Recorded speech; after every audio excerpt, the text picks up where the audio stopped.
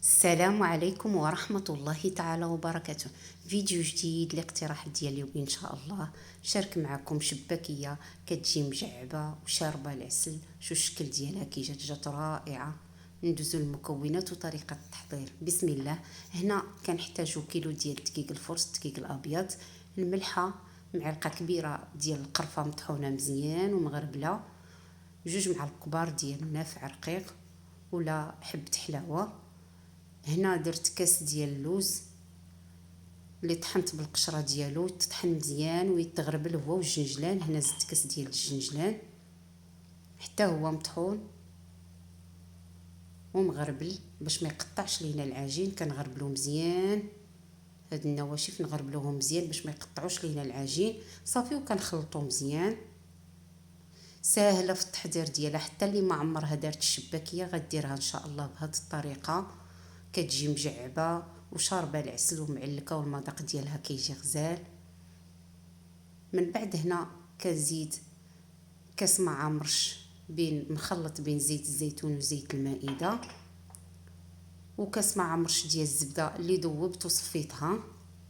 نفس العبار اللي درنا للزيت كنديروا للزبده. صافي وكنخلطو مزيان حتى تندخلوا ديك الزبده والزيت. شوفوا هي الطريقه اللي درت في الفيديو، تبعوا الفيديو من الاول حتى الاخر هتصدق لكم هاد الشباكيه. علاش حتى حنا ما نديروا الشباكيه نحضروها هكا في الدار، ما نحتاجوش نشريوها من برا. هنا من بعد كناخذوا كاس وربع ديال الماء الزهر وربع كاس ديال الخل. وهنا انا درت زعفران شعره، الا بغيتو ديروا الضامه ديال الزعفران ديروها، وكنردوهم ندفيوهم فوق البوطه. من بعد هنا كندير المسكه الحره اللي دكيت طحنتها مع شويه ديال السكر باش كتطحن لينا. وزدت هنا خميره ديال الحلويات وصفر ديال البيضه، وكنلموا العجين بداك الماء زهر مع الخل اللي دفينا فوق البوطه واللي درنا فيه الزعفران شعره. صافي وكنعجنوا العجين ديالنا، كنجمعوها كنخلطو مزيان حتى تيندمجوا لنا هاد المكونات اللي درنا في هاد العجين، ديك القرفه والنافع الجنجلان واللوز.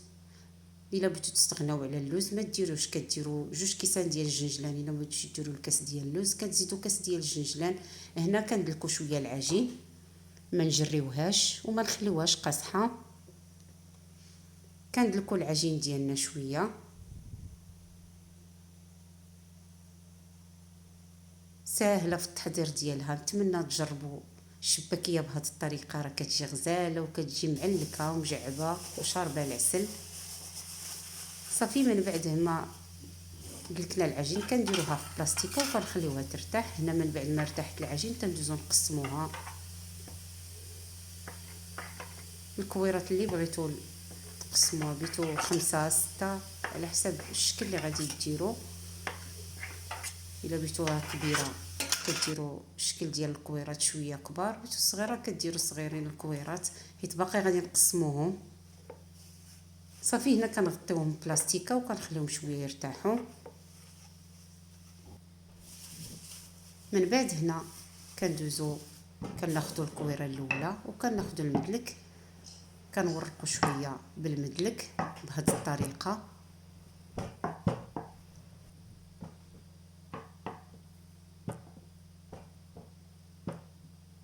صافي وكنشكلوها على شكل مسمنه بحال كي كنديروا المسمن. وكنعاودوا نديروا الثانيه الاولى على الثانيه. كنتمنى تتبعوا الفيديو من الاول حتى الاخر باش تصدق لكم هاد الشباكيه. صافي هنا كي قلت لكم كنشكلوها على شكل مسمنه وكنديروها في بلاستيكه ترتاح حتى تنكمل الكميه كامله اللي عندنا ديال الكويرات. كنشكلوهم على هذا الشكل على شكل مسمنه وكنحطوهم في بلاستيكه يرتاحوا.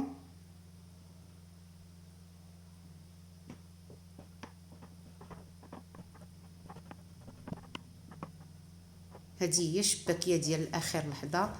الله يدخل عليكم رمضان بالصحه والسلامه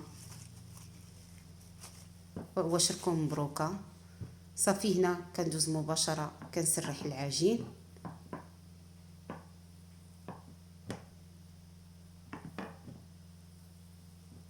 وكنقسمها هنا على 3 باش ما تكونش عندي العجينه تكون كثيره. الطريقه اللي غادي نورق فيها العجين خص يكونوا هي قطع صغار، تكون هي قطعه صغيره العجين باش تدوز ليا في ديك الورقه ديال العجينه. وإلا ما عندكمش الورقه ديال العجينه راه كديروه المدلك، كتسرحوا بالمدلك صافي. هنا كناخذ القطعه الاولى ديال العجين كنسرحها بالمدلك صافي، وكندوز كنديرها في الوراقه ديال العجين اللي كتورق العجين. انا عندي هذه ديال الضو جاتني ساهله وسريعه ودغيا كتورق ليا العجين. هنا انا درت الرقم 3. هنا هي هاد الوراقه ديال العجينه، الرقم 1 كيكون رقيق و2 شويه و3 كيجي عادي. ما رققوش بزاف العجين باش الا كطيب لينا الشباكيه ما تهرسش صافي. وكناخذوا هاد القطعه ديال الشباكيه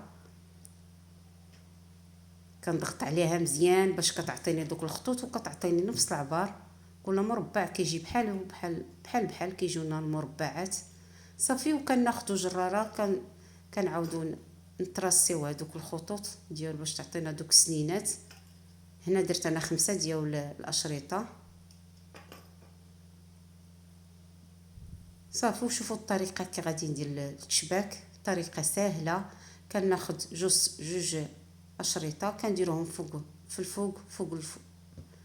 فوق اشرطه التحتانيين، وكناخذ داك الشريط اللي كيبقى بوحدو كناخذ ليه دوك الجوانب كنضغط عليهم وكندير الاصبع ديالي وكنقلبها وكنشكلها على شكل هكا شباكيه تتجي زوينه هكا الشكل ديالها صغيره صافي. وكنعاود نفس الطريقه اللي درت في الاول كنورق بهذيك الوراقه ديال العجين. شوف الشكل كي كتخرجوا كتسهل عليا الخدمه بالخصوص ديال الضو صافي. هنا كي قلت لكم كناخذوا الجراره وكنعاودوا نترسيو هذوك الخطوط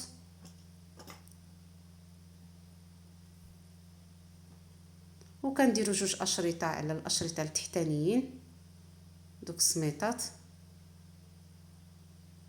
وهنا غادي نقلب الطريقه الاخرى كنقلبوا وكناخذوا داك الشريط اللي شاط وكناخذوا دوك الجوانب كنديروا الاصبع ديالنا وتنقلبوا كنشكلوا على هذا الشكل. تبعوا هذا الشكل اللي درت انا والطريقه اللي درت باش شبكت الشباكيه راه جات غزاله، طريقه سهله وعطاتنا نفس العبار ونفس الشكل. بالخصوص هذه القطعه ديال الشباكيه واخا ما كتقطعش بزاف مزيان كيخصك تضغطوا عليها مزيان باش كتعطينا دوك الخطوط. ففي هنا بنتي راه عاونتني، الله يخلي لكم وليداتكم،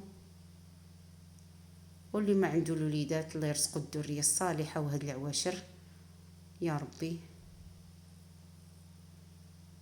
صافي هي هنا درت لكم طريقه اخرى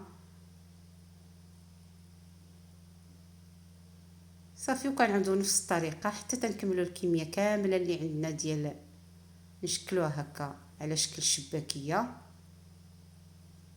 وراه خرجت ليا كميه كثيره، كيلو ديال الدقيق تبارك الله راه خرج ليا كميه كثيره. ها الشكل ديالهم بعد ما شبكناهم. من بعد كنديروا الزيت هكا في مقله وكنردوها تسخن. شوفوا الشكل ديال العسل بيتو الطريقه راه حطاها في القناه تيجي عاقد صافي. هنا كنحطوا تتسخن الزيت كنديروا الشباكيه ديالنا الطيب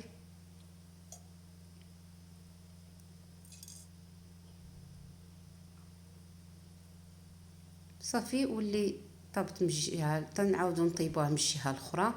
من بعد ما كطيب لينا الشباكيه كنحطوها في العسل كنطفيوها في العسل وكنخليهم شويه يبقاو شويه في العسل حتى تيشربوا العسل. ما نحيدوهمش مباشره، كنحيدوهم من الزيت ونطفيوهم في العسل كنخليهم شويه بما كنحطوا الاخرين يطيبوا. البقيه الاخرى ديال الشباكيه كنحطوها طيب. كتكون هذيك الاولى اللي حطينا في العسل شربات العسل. هنا من بعد ما تعسلات لينا الشباكيه كنحطوها هكا في كسكاس ولا شبكه كيتسقطر داك العسل. وداك العسل اللي كيتسقطر كنعاودو كنستعملوه ثاني كنعاودو نكبوه فوق الشباكيه اللي طيبنا. والشباكيه ديالنا هيا وجدات بالصحه والراحه. نتمنى كما العاده الفيديو ينال الاعجاب ديالكم. نتلاقاو ان شاء الله فيديو جديد. عواشركم مبروكه بالصحة والعافية وفيض الله.